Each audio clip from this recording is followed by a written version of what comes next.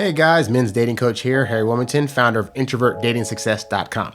On today's show, we're going to be answering a question that was left for me on one of my YouTube videos. And it's a guy wanting to know what race and age he should be dating based on his various statistics. And I want to talk about this because I think it's important for you guys to really understand and know what criteria you should have for dating women and what criteria they're typically looking for you to have in order to make this a comfortable dating situation. Oh, and by the way, if you guys ever have any questions you want to ask me, you can either write to me at HarryWilmington@gmail.com, or you can leave a comment in the comment section as well as in the review section on iTunes for this particular show. If you're watching this on YouTube, hit that subscribe button and the bell icon to be notified of when I post up new daily videos. Also, go to the website to check out my free video training, How to Get Attractive, Feminine, Emotionally Stable Women Dying to Respond to Your First Messages on Dating Apps Without Using Sleazy Pickup Lines, which will give you key secrets to sparking attraction and conversations with women online the smart way. Let's get into it. All right, so let's go ahead and get into this guy's question for today. So the guy left a comment on one of my videos, and it didn't have anything to do with the video that I posted, so it doesn't even matter what video it was under. But from a guy who calls himself Mysterio, and the message goes like this. He says, I am a 49-year-old Canadian black male. I don't have kids or really want them. What race and age range do you think would work best with me? I listen to more classic rock / classic soul and classic jazz. I like going to a lot of music venues. I don't drink or smoke. I'm 5'9" and I am 188 pounds and do intermittent fasting. I also like to talk about life in a it says around the horn type way. I don't know what that means. Based on that vibe, what is your take? Okay, so he has a few things up here that he mentions that I think the reason he's mentioning them is because he feels as though, based on the way he is, that only certain kinds of women are going to date him. And it's interesting that he mentions his race. He says he's a Canadian black male because he says the black male part, and then later on he says the part about listening to classic rock and classic soul and classic jazz. So what he's indicating here is that he feels as though, based on the things that he likes and based on his makeup, that there's a good chance that either other black female Canadians or other black women in general might not see him as a candidate. And so he's wondering, therefore, what race he should date. Or he should be thinking that, based on what he likes, that no other women would want those things from a guy that they were going to date, or that they think that kind of guy is corny or whatever. And I understand on some level where this guy is possibly coming from, because I used to feel the same way. I grew up in a predominantly white neighborhood where, the schools I went to, the elementary schools, middle schools, high schools, were mostly predominantly white. Like, I went to my last 2 years of high school, I actually went to a college prep school. And just obviously by having the word prep in it, you can assume that there were like 385 people at the school from 8th grade to 12th grade. And of those 385 people, 12 of us were black. Okay. So, but I grew up around that environment. And so as I was in those environments, I got to like a lot of things that people in those environments typically like. I liked a lot of pop music. I liked, tennis and other kinds of things that we'll say are traditionally geared towards being liked by white people, even though that is not a thing, because black people do like those things. And how do I know that? Well, is because even though I grew up around white people and went to school with white people, I ended up going to a historically black college where I was now in the majority, and 85 to 90% of the school was other African American people, both men and women. And it was an interesting change of pace, because I really thought growing up that, based on how I was raised, that no black women would like me, or no women of any other kind of minority whatsoever would like me, because, I talk kind of fast and I like kind of interesting things. And so going to a historically black college was really an eye-opening experience, in the sense that it made me realize that a lot of the things that white women would want out of me as a mate, black women also wanted out of me as a mate. And then once I got out of college and moved to California, I was able to date even more races, whether it was Indian, whether it was Asian, whether it was white people even, etc., Armenians. And I found that globally, most women typically wanted the same things. And it's not a lot of the things that I think guys think about. Guys think about dating very literally and very linearly. And so we think, for example, okay, if I like tennis, then I need to find somebody that likes tennis because then we can do tennis together. Or in this guy's case, he's saying, I like classic rock and classic soul. So if the woman that I go after also likes classic rock and classic soul, then we're going to be a good match. But women don't really think about dating that way. It's not that they don't want people that don't have similar interests as them, because you do want to have things that you can do with the other person. And so there's going to be some ideal likes there that you guys will both share.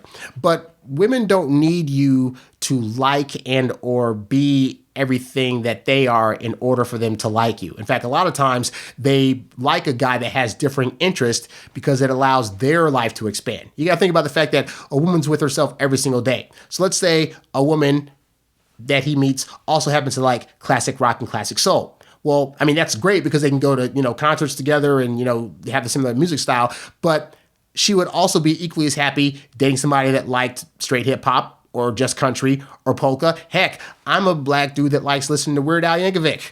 That's right. I'm a Weird Al fan from way back in the day. And like women that I date aren't necessarily like big Weird Al fans, but I can play them a Weird Al song and they're like, oh shoot, he's basing this song off of another song. That's really funny. That's hilarious. Oh my gosh. And they can appreciate my like for him. And I've now opened him up to a musical avenue that they definitely would not have chosen on their own, but it adds excitement to their life. It adds newness. It adds something that wasn't there before. And so the mistake a lot of guys make is thinking that, well, I'm this certain way and I have these certain things that I like and that I want to do. And if a woman is not already into doing those things, we're not going to get along. When the reality is she might just not have been exposed to anybody that would be willing to take her on a journey towards liking those particular things, okay? But to his point, so he asked what race and age range. So for one, the whole race thing, like I said, most women typically want the same thing. And it's not that they need a guy that's going to like all the stuff they like. But most women just want a guy that is going to, A, be truthful to them, B, show care to her, and C, not make fun of her for the things that she likes to do. Because ultimately women are coming to the situation where they're going to give a lot and they're going to want the guy that they're dating to accept them as they are. Okay. And that's really a worry a lot of more women have, is because there's not a lot of guys out there that are not going to make fun of her for liking certain things or teasing her or whatever. And it's just one of those things where, like, ultimately it's more important that you're showing her respect, that you care for her, that you're kind to her, and that you're able to show her new things more so than, a particular race of women having to do whatever. Now, that's not to say that some women do not have a preconceived notion about what a particular race of man should be and do. So he might come across women that see a Canadian black male, for example, and think, well, he should be into hip hop and he should be tough and he should be smoking and all these other things. And those might be women that are stuck back in the past and he should not date them. Not every woman is going to be open for you to date, realistically, because some women also have problems with, stereotypes and how people should be, et cetera, et cetera.